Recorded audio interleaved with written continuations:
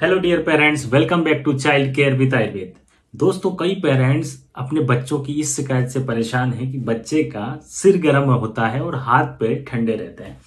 बड़े कंफ्यूज होते हैं और बहुत घबराए हुए रहते हैं पेरेंट्स से, कहीं हमारे बच्चे को बुखार तो नहीं रहता, आखिर इसका क्या कारण है, क्यों बच्चे को सिर गर्म रहता है। तो दोस्तों, हमें इस कंसेप्ट को समझना होगा। सबसे पहली बात आप ध्यान रखिए कि इस बात में इसमें घबराने की बिल्कुल भी जरूरत नहीं है। आप घबराएं ना। यदि आपके बच्चे का सिर गर्म रहता है और हाथ पैर ठंडे रहते हैं तो परेशान होने की जरूरत नहीं है, या कोई बीमारी नहीं है। कुछ कारण होते हैं जिसके कारण ऐसा होता है, वो मैं आज आपको विस्तार से बताऊंगा। तो सबसे पहली बात दोस्तों कि यदि आपके बच्चे का सिर गर्म है तो आप ये ना समझें कि बच्चे को बुखार है। कई लोग पेरेंट्स समझने लगते हैं कि यार बच्चे को बुखार हो रहा है, बच्चे का सिर बहुत गर्म हो रहा है, तुरंत उसको बुखार उतरने की दवाई दे देते हैं, पैरासीटामोल, और देते रहते हैं उसको। लेकिन ऐसा आपको बिल्कुल भी नहीं करना है। आपको लग रहा है कि बच्चे को बुखार है तो सबसे पहली बात जो आपको ध्यान रखनी है कि आपको बच्चे का टेम्परेचर नोट करना है। आपके पास उसके लिए घर में थर्मामीटर होना चाहिए और थर्मामीटर से आप बच्चे का टेम्परेचर देखें। यदि आपको लग रहा है कि 99.5 से ऊपर बच्चे का टेम्परेचर आ रहा है तो ही हम उसको फीवर कहेंगे, नहीं तो हम उसको फीवर की दवाई देने की कोई जरूरत नहीं होती है। एक बात का और विशेष रूप से ध्यान रखें दोस्तों, ये जो थर्मामीटर आजकल आते हैं ये बड़ी गड़बड़ी करते हैं, सही नहीं बताते। ये कई बार मेरा एक्सपीरियंस है और आप लोगों का भी शायद रहा होगा। लेकिन इसीलिए आप ध्यान रखें हमेशा कि अपने घर में 2 थर्मामीटर रखें और क्रॉस चेक जरूर करें। या आपके पास एक ही थर्मामीटर है तो उससे आप 2-3 बार चेक करें टेम्परेचर, और क्रॉस चेक कर लें, क्योंकि कई बार गलत बता देते हैं जिसके कारण कि फिर हम लोग कंफ्यूज हो जाते हैं। तो या तो एक ही थर्मामीटर से 2-3 बार आप चेक करें, या फिर आपके पास यदि 2 थर्मामीटर है तो आप अलग अलग टेम्परेचर देखते रहें। और यदि आपको लग रहा है कि बच्चे को फीवर है तो आप बच्चे को दवाई दें, अन्यथा बिल्कुल भी ना दें।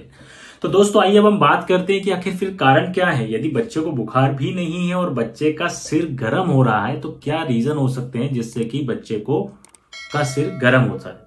तो दोस्तों, सबसे पहली बात जो मैं आपको बताना चाहूंगा, जो एक सबसे कॉमन ये कारण है कि जब बच्चे छोटे होते हैं तो बच्चों के सिर में जो स्वेट ग्लैंड्स होती हैं, पसीना ग्रंथियां होती हैं, वो अभी डेवलपिंग हो रही होती है, अभी पूरी तरह से बनी नहीं है, उनका विकास चल रहा है। तो बच्चे के सिर का जो पसीना होता है वो निकल नहीं पाता है। पसीना नहीं निकलने के कारण बच्चे का सिर गरम गरम सा रहता है।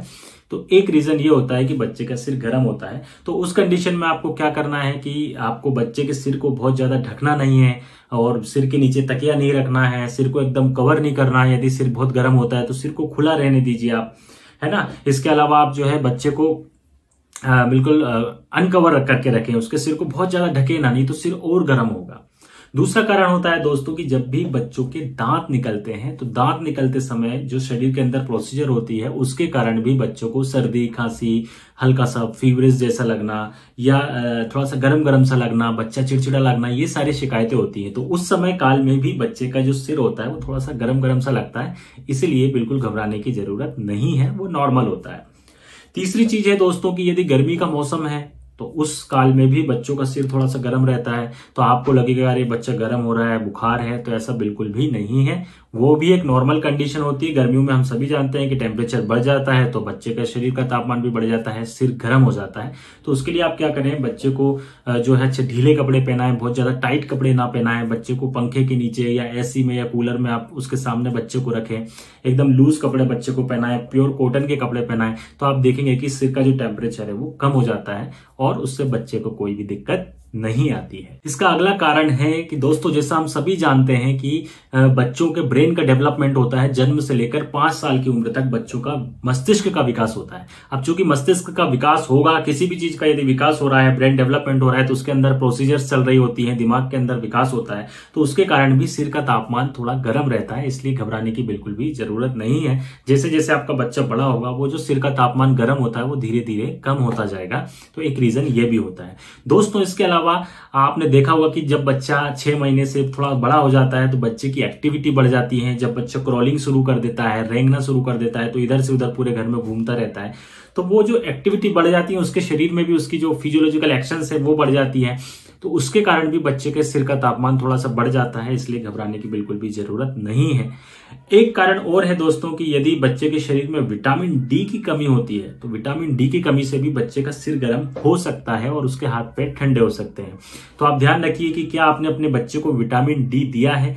जो जन्म के समय डॉक्टर प्रिस्क्राइब करते हैं विटामिन डी, वो अपने बच्चों को आपको जरूर देना चाहिए। जन्म से लेकर 1 साल तक बच्चों को कंटिन्यू विटामिन डी दिया जाता है, क्योंकि विटामिन डी की कमी होती है माँ के दूध में भी और बच्चे के शरीर में भी विटामिन डी की कमी होती है। तो इसलिए सभी बच्चों को डॉक्टर्स विटामिन डी प्रिस्क्राइब करते हैं और आपको भी अपने बच्चे को विटामिन डी जरूर देना चाहिए। बच्चे को पानी बार बार पिलाते रहें, उसकी बॉडी हाइड्रेट रहे, बस इसके अलावा आपको कोई घबराने की जरूरत नहीं है। दोस्तों ये जो सारे कारण मैंने आपको बताए यही कारण है कि बच्चे का सिर गर्म होता है, इसलिए बिल्कुल भी टेंशन ना लें। जो कारण मैंने बताया उसके अनुसार आप देख लीजिए कि यदि आपको इसमें से कुछ रीजन लग रहा है तो उसको दूर कर लीजिए या उसका ट्रीटमेंट कर लीजिए, बच्चा एकदम बढ़िया हो जाएगा। जय आयुर्वेद।